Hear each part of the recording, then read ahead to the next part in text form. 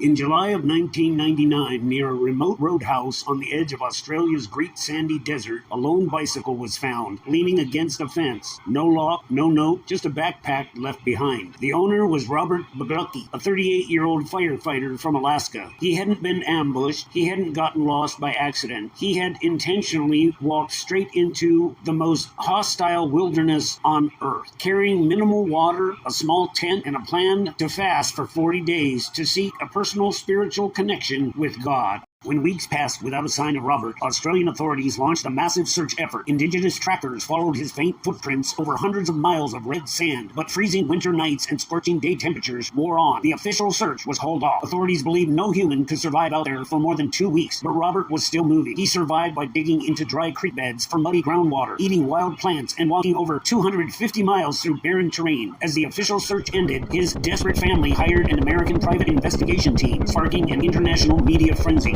On August 23, 1999, 43 days after he walked into the desert, a news helicopter belonging to Australia's Channel 9 spotted a thin, gaunt figure wandering in a dry creek bed. When rescuers reached him, Robert had lost over 40 pounds, but he was remarkably healthy and lucid. Yet his rescue instantly turned into a global debate. Was he a miraculous survivor of deep faith or a foolhardy adventurer who risked rescue workers' lives for a personal quest? This is the story of 43 days in the Great Sandy Desert.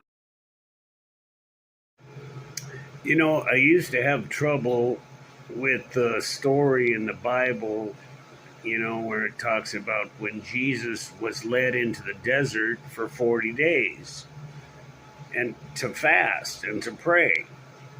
And what I realized from watching this segment that was on 48 Hours back in the 90s, what I learned was that indeed it is possible for a person to go into the desert for 40 days and to survive with no food.